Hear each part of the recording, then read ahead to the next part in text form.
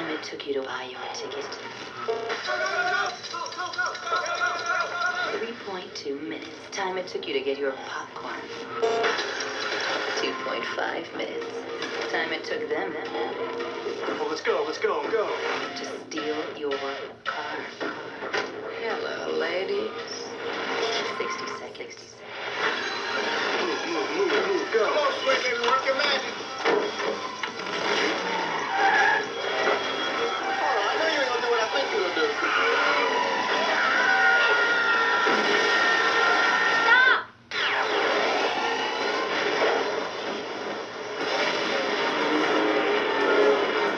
You're gonna have to go old school. A day to shop, a day to prep. Surprise attack. Nice. Little trick I learned in the car thief retirement home.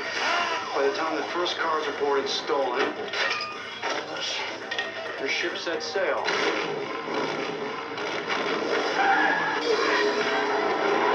We do this, we do it my way. There's a sucker for a redhead.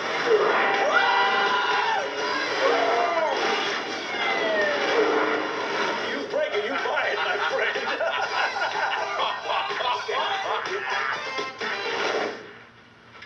Okay, let's run.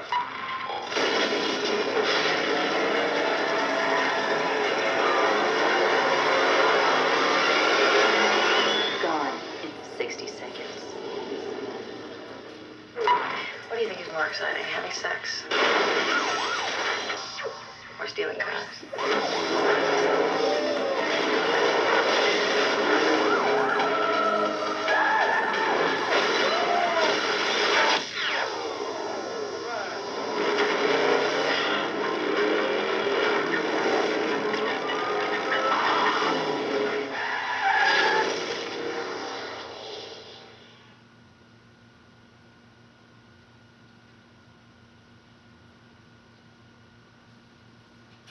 Voice print, please. Spencer John Olam, project director. Access granted. Spencer Olam had a perfect life. Take you home with me. A loving family and a beautiful wife. How's my favorite girl? She's beautiful as ever. On Tuesday evening, he went to bed, an acclaimed scientist. On Wednesday morning, he woke up. Tank security this morning, please. Access denied. Public enemy number one. I'm Major Hathaway. Enemy infiltration. What's this about?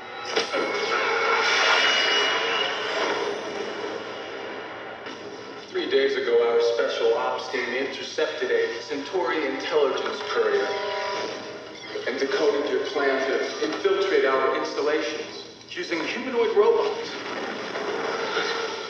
I'm a scientist. You're a scientist. You know, you things are really something.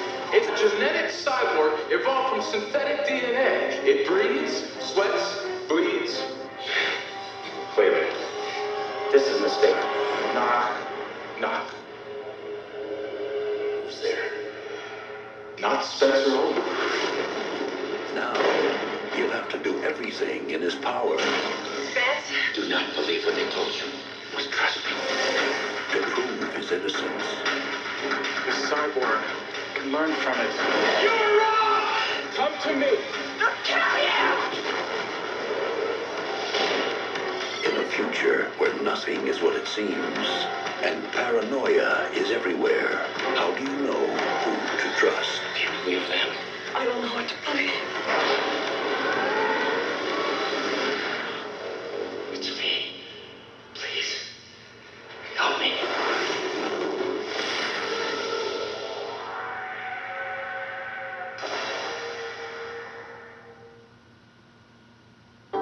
Now available on video and DVD.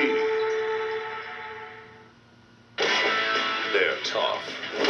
They're strong. They're aggressive.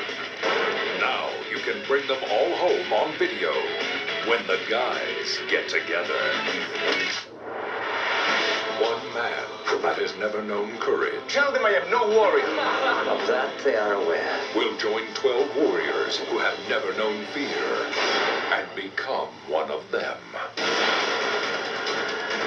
From Michael Crichton, author of Jurassic Park, and John McTiernan, director of Die Hard, The 13th Warrior. From Quentin Tarantino, from Robert Rodriguez. When Johnny Madrid outran the law, he never expected to run into this. Make yourselves comfortable. You're just in time for dinner.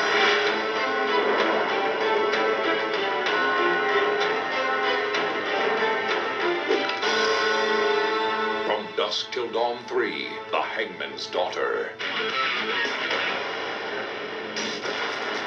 For Detective Jeffrey Cole, it was a chance of a lifetime. They want you to go back in, don't they? This here's Jay Reed. Want to see what kind of organization he's dealing with. What you see? Now, two worlds are about to collide. What's up, y'all don't trust me? Omar Epps, LL Cool J, in Too Deep. When a legendary teacher is murdered, his best student must risk everything to protect the woman he loves and to avenge his master's death. International superstar Jet Li has the power in his hands to settle the score. Fist of Legend. In the future, science is the key to power. But now, what was created to serve could destroy everything. Total Recall 2070 Machine Dreams. In this world, man is the only flaw. The 13th Warrior. From Dusk Till Dawn 3, The Hangman's Daughter. In Too Deep. Fist of Legend. Total Recall 2070 Machine Dreams. From the distant past, well into the future. Rent all the action tonight.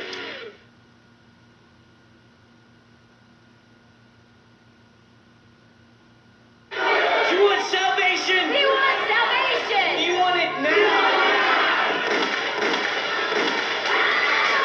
The story that began in the prophecy You don't just stand there straight-faced and tell me he walked right out of here. You don't do that. and took a frightening turn in the prophecy too. Do I know you? I know you from before you were born. Both times. Has opened a new chapter. You more than anyone know what he is. He's their last hope. Are you ready?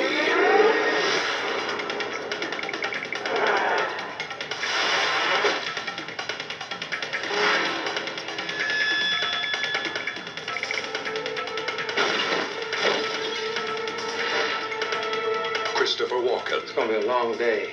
Vincent Spano, I'm not afraid of you. You should be. The Prophecy 3, The Ascent. There are exciting new things coming to ABC. Take a look. If you had a magic carpet, where would you fly? If you had a genie, what would you wish? If you had all the riches of the world, Open sesame. what would you buy? If you had to tell a story to save your life, what would you tell? Coming to ABC April 30th, 2000, a lavish tale of timeless fantasy, Arabian Nights. Join us after the feature for the filmmaker's explanation of the rules and clues used in making the film. And now, our feature presentation.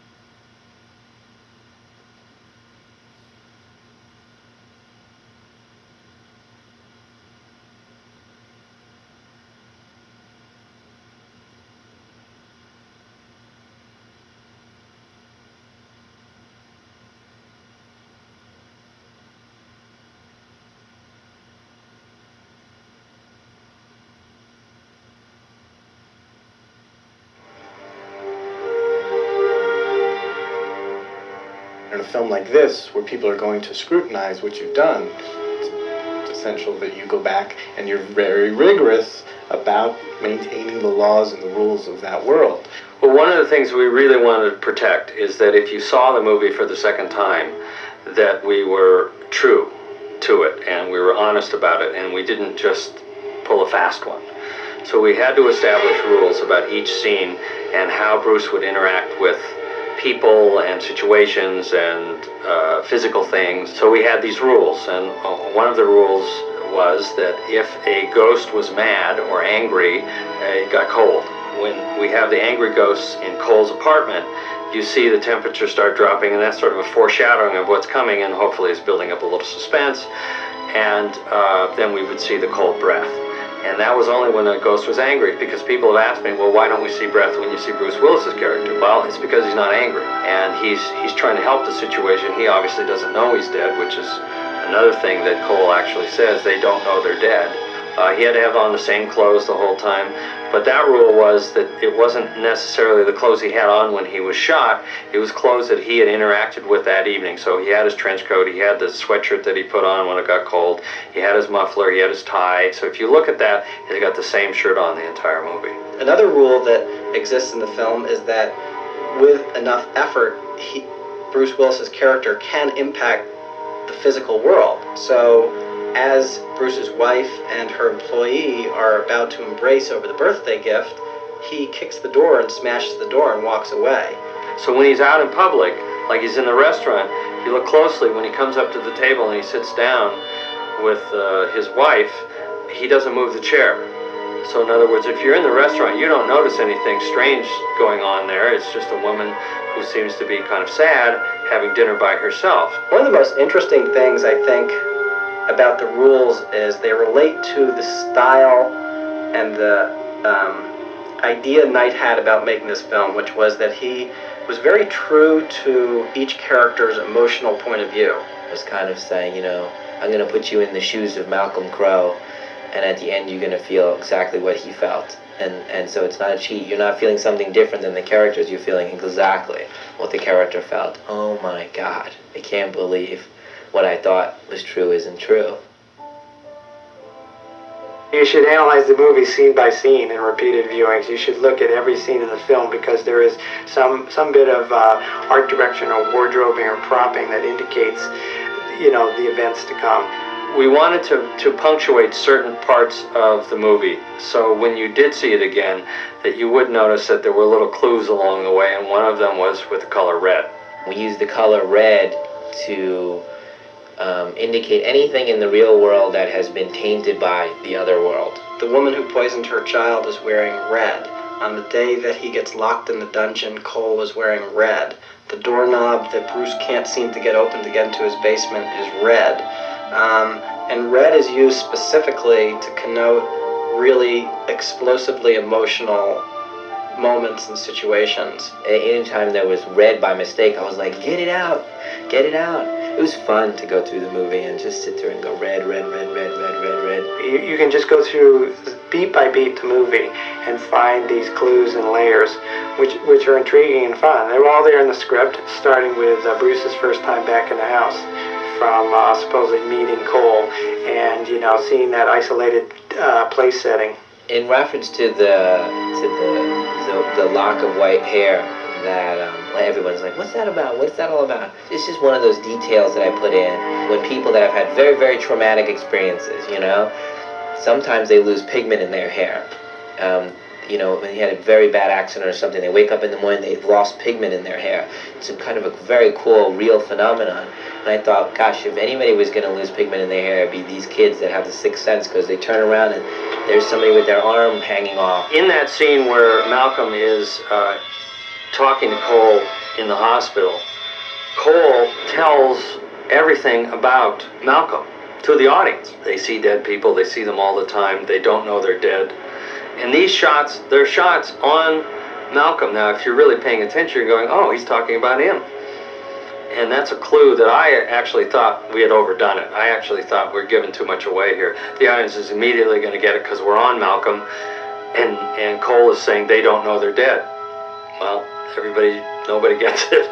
So There are clues all the way along where you see that, when he's sitting there in the living room with his mom, you think they were talking, but they weren't talking. He's just sitting there and she's waiting for him to come home.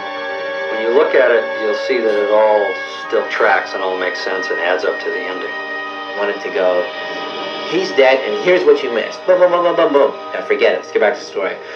In the editing, one of the elements that we added was a series of images from the film as he's discovering, as he's realizing it, it's flashing back for the audience as well. It was something I mentioned to Andy. I said, what do you think about going back and showing them the moments that they missed right now? Because that is the fun of it, but I didn't want them to stop thinking about that. I want them to enjoy it and go, oh my God, and then stop, because we still have a story to finish.